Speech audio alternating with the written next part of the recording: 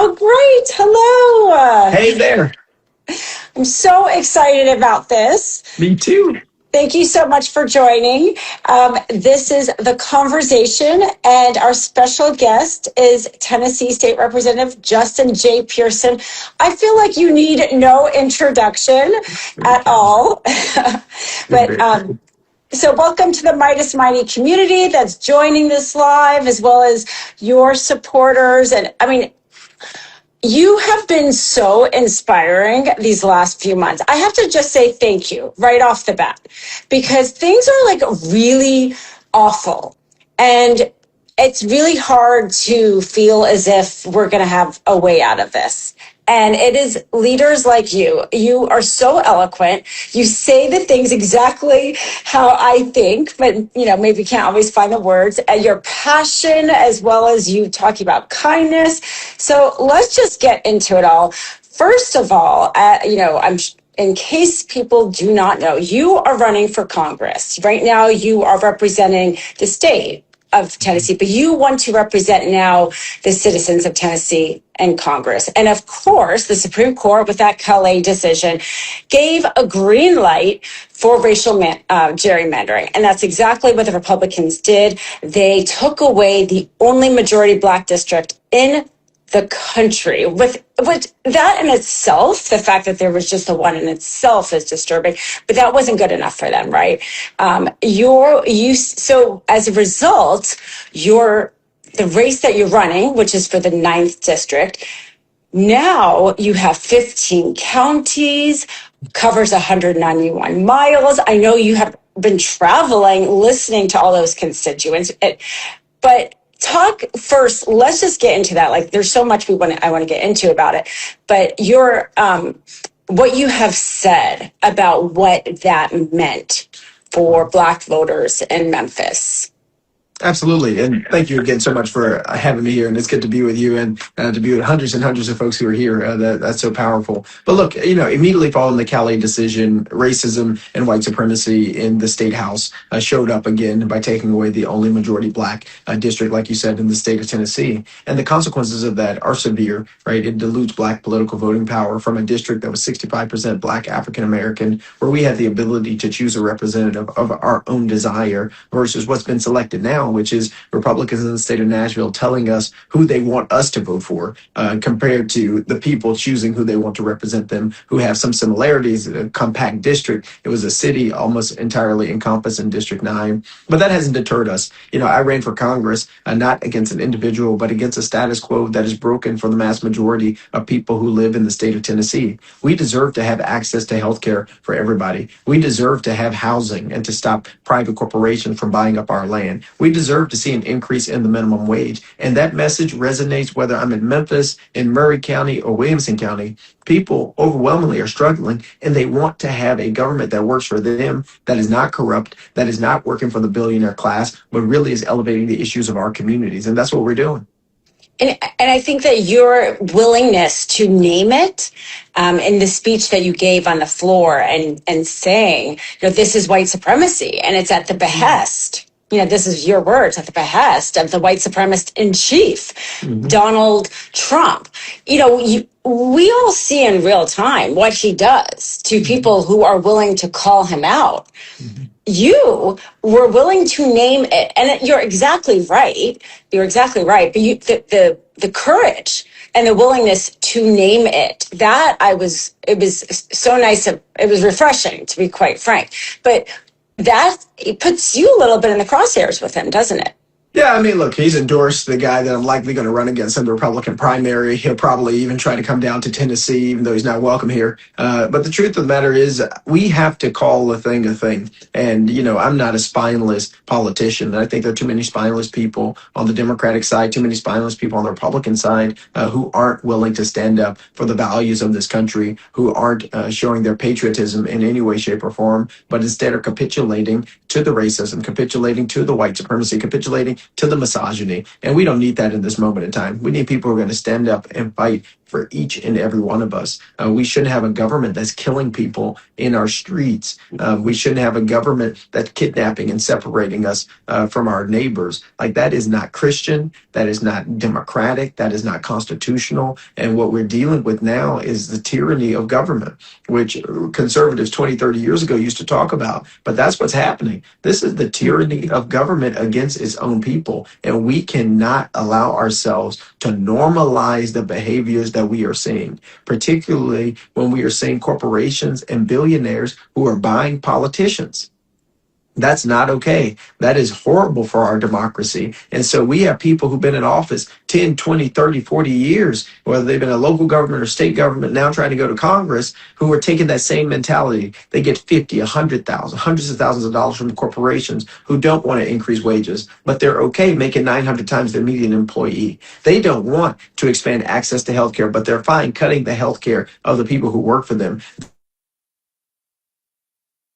Stop them from populating all across our country in rural areas and urban areas and suburban areas, because you know what? Those AI people are cutting them checks, right, to allow them to continue to pillage our communities. We've got to call it out, because here's the truth of the matter. There are more of us who are against the destruction than it is the people who are benefiting. They're just a small little group at the top. It's way more of us here. And we have a responsibility to show up, to fight back, to vote like our lives and our future depend on it, to knock doors, to make phone calls, and to believe in the future that we want.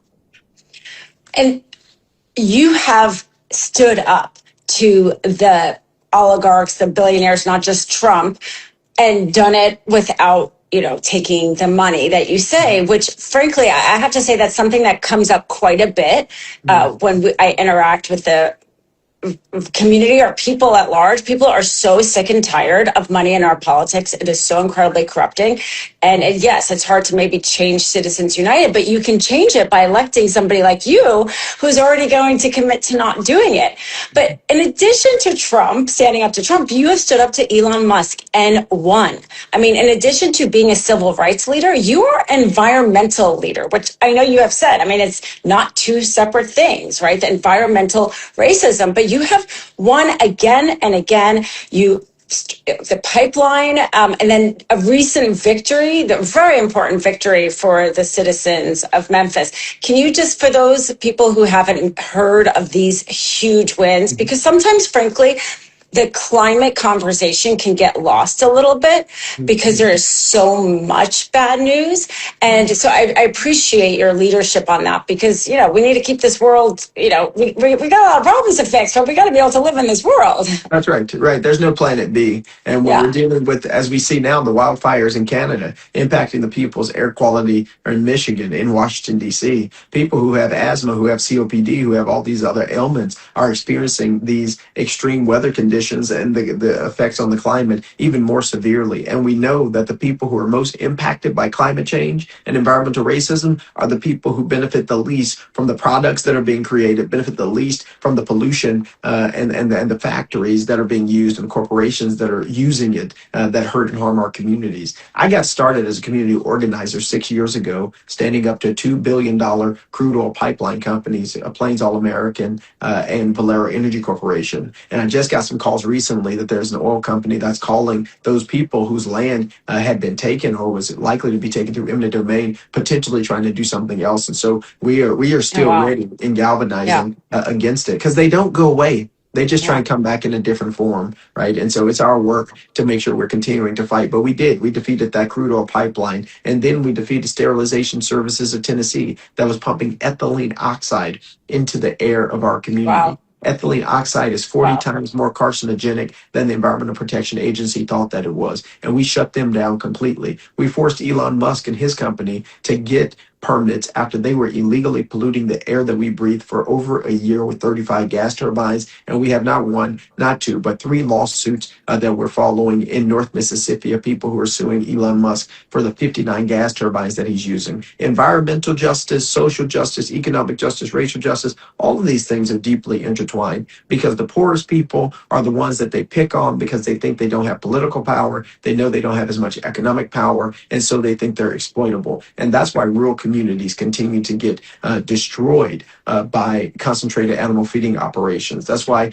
our rural communities are suffering with the monopoly from Monsanto and things like that, because they say, well, you don't have as much power. But what we're building in this work is a movement for justice rooted in love and building power across race, across class, across political spectrums, because that's actually how we get to justice together. And you did such a good job of trying to stop Elon Musk's data centers that he had to go to the Department of Justice and ask them to help, basically, right? Yeah, I mean, exactly. Talking about the power of the people and what leadership can do, he has to go run and ask the literal Department of Justice to step in. So for anybody who feels like we are powerless, I feel like that is a huge example of not, because they were trying to of course, here he is, like the richest man in the world, obviously connected with Trump, but he just feels like it's not necessary to permit the gas turbines that he wants his data center. Like, oh, that's for other people. Like the most basic laws. You're not even asking, frankly, that much. Every small business has to get permits all the time. But for him, it was too much. And if it wasn't for you and your allies there and the leadership, he would have gotten away with that.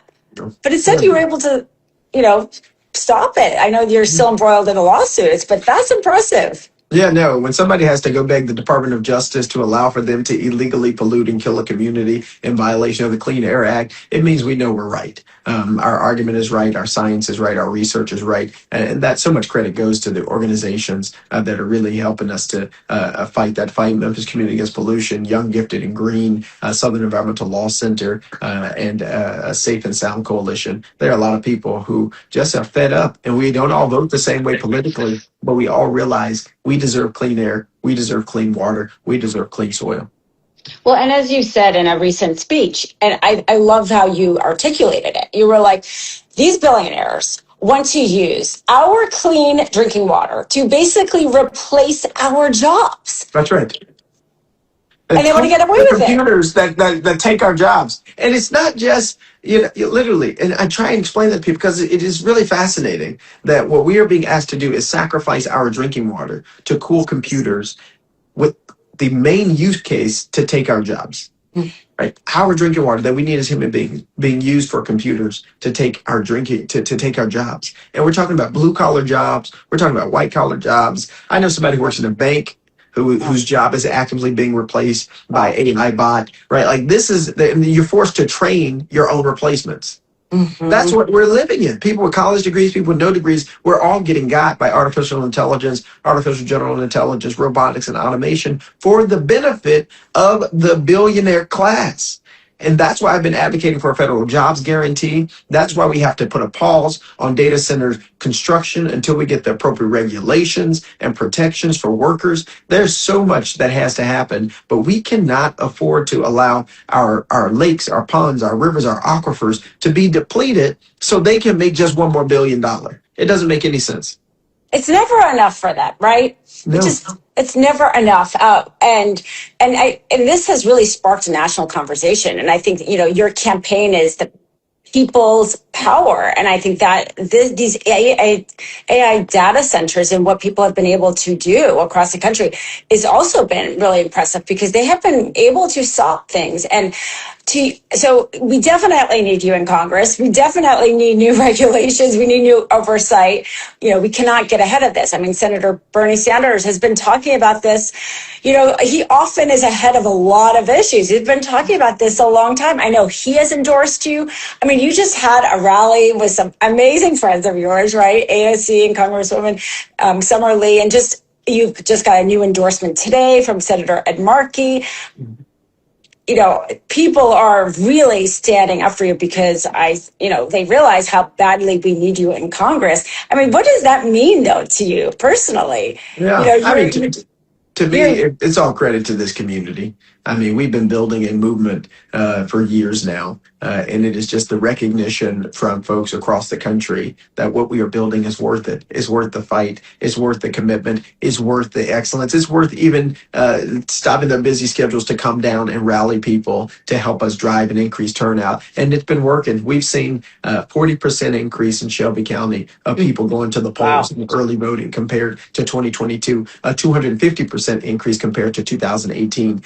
It is working. And, I've got the majority of the state senators, Democratic state senators supporting our campaign, the majority of the state House members supporting our campaign, city councilors, county commissioners, school board members. Like, we are building this thing together because this is the only way forward. This is the only way for us to win. And it does feel really good to see our community's effort paying off and our playbook, paying off as it relates to fighting data centers. See, we were in this fight 2 years ago, before it was national news every single day. And we've been able to talk to communities. I got a meeting later today with someone else in Lawrenceburg, Tennessee, who's fighting data centers, to just give our playbook away so that more people can fight and more communities can win. Because I believe Republican, Democrat, Independent, whatever community you are in, you deserve clean air, you deserve clean water, you deserve clean soil. And there's an entire political apparatus on the other side that does not believe that. And that's why they're going to lose.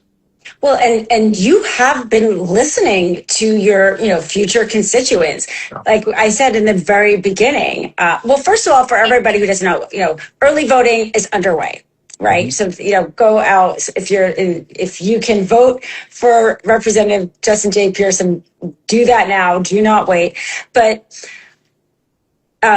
so you've been traveling across this 191 miles. I cannot believe your future district is 15 counties. I mean, the diversity, and I don't just mean race, but just what people are needing from their representatives is so different if it's in a rural area, urban, or et cetera. What do you feel has been the through line? Maybe just like the top one or two that because you're, in some ways, their redistricting has really given you a chance to talk to a spectrum of voters. What do you feel like the people are really asking for the most? That's exactly right. We have a real opportunity to talk to so many voters that I otherwise would not have been able to engage with. And there are two things that continue to come up all across the 15 counties that we're in. We live in Murray County, Rutherford, Bedford, in Shelby County, Fayette County.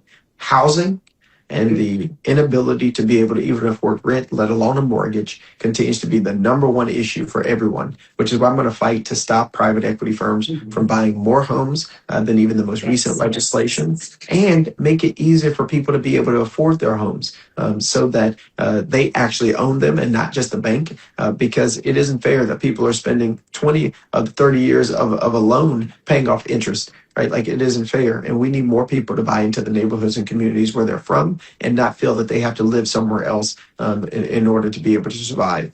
And the second issue is healthcare. Tennessee has the highest medical debt of any state in the United States of America. It's unacceptable. And unfortunately, we've lost 16 rural hospitals since 2005. Wow. And we are hearing stories of people dying on their way to the hospital. It should not and does not have to be that way in the richest, most powerful country in the history of the world. And so those are the two things that we're going to, we continue to hear, and we're continuing to share our plans and our policies to fix them because they're fixable. I'm so glad that you brought that up, because I feel like Republicans in Congress have somehow completely gotten away with the fact that they let the Obamacare healthcare credits expire January 1st. They said that they were going to have a new plan. We knew at the time they really weren't going to. But I'm even shocked that they are just not even trying to act as if they're coming up with a plan. Like, somehow it was just okay for healthcare premiums to skyrocket. And of course, this is on top of them gutting funding for rural hospitals, et cetera, as you said in that bill last year. So I can imagine that issue has got to be front and center to a lot of people that you're hoping to represent. Absolutely. And for the people who are able to afford the marketplace, I mean, their costs went up $200, $300, $400 in Crazy. some cases. And if you have a medical condition, you have to pay even a higher percentage in order to even be able to access it. So it's a real problem for people right here in the state of Tennessee. And it, again, should not have to be that way. But because of what has happened in Washington, D.C., because of the refusal of people at the State House to pass Medicare for all or Medicaid expansion, we have 300,000 Tennesseans who have no health care. Zero. Even those who work every single day. This is what we're dealing with. And I think we have an opportunity and a responsibility in our country and in this time to fight for Medicare for all. And that needs to be a core principle of the Democratic Party. Just alongside increasing the minimum wage needs to be a core pillar of the Democratic Party. Just alongside stopping data center development until we get appropriate regulation. That has to be a core of what we are demanding. And you know what? We'll get independents. We'll get Republicans who agree with us because our party must return to being the party of working people because that's what this campaign is about. If you are not a billionaire, you should be on our side. Yes, absolutely. And to that point, can you just let everybody know your website? Because there are people, who can support you, even if they cannot vote, right? People can help make phone calls from afar, send text messages helping people vote, perhaps still donate to the campaign. I'm sure there's so many ways people want to help and sometimes just don't know how to help. So can you let everybody know the best way to help you? Absolutely. Please go to votejustinj.com. Please sign up to Phone Bank. If you are in Tennessee and you want to determine if you can vote, you can go to votejustinj.com as well /vote. But go to votejustinj.com. Our average contribution this month is like $24. It doesn't have to be a lot, but if we put all of our small together, we'll make big. And so we just need everybody to give what you can. We're up against people who are taking corporate PAC money. I'm taking $0 of corporate PAC money. Never have, never will, because I want to be beholden to people, not to corporate and special interests. So we need you. We need you. We need you. Go to votejustinj.com. Share this amazing live as well, because we have to keep getting our message out there. We're in the fight for civil rights, for human rights, for voting rights, but it is going to require more from all of us. So fill out the cards online to phone bank with us, no matter where you are in the country, and donate $5. It really does make a difference. Absolutely. And if we believe that our principles, if we want to keep corporate money out of politics, it does require some money, unfortunately, to run for office. It just does. And so it is. But if we all, like you said, can contribute a little bit. And for those people who can't contribute anything, I mean, I phone banked before. The campaign makes it easy. They train you. They give you the instructions. Don't be afraid of it. And it helps because there's people, I'm sure everyone who's joining this live is like really engaged in this conversation. But there's a lot of people who sometimes don't even know when to vote or where to vote. So that's very helpful. And I know you're very busy. You have to keep traveling, keep listening. So I don't want to keep you any longer, but I really just wanted to end it again, just on this note. AOC in her speech in Memphis was talking about Martin Luther King and saying how he said, when it is dark, you see the stars, and that you are a star. And what an amazing compliment. And I wholeheartedly agree. And I know that our community here at Midas Touch agrees, and so many people out there. So like I said, thank you for fighting the good fight. Thank you for, leading the path, inspiring, and speaking truth to power. So grateful for you to join us in this conversation. I'm so grateful to you. Thank you so much for making it happen. And I'll talk to you soon, okay? Have a great rest of your day. Good luck with everything. We're going to be cheering you on. Thank you. Let's go win this. Keep the faith. Yes.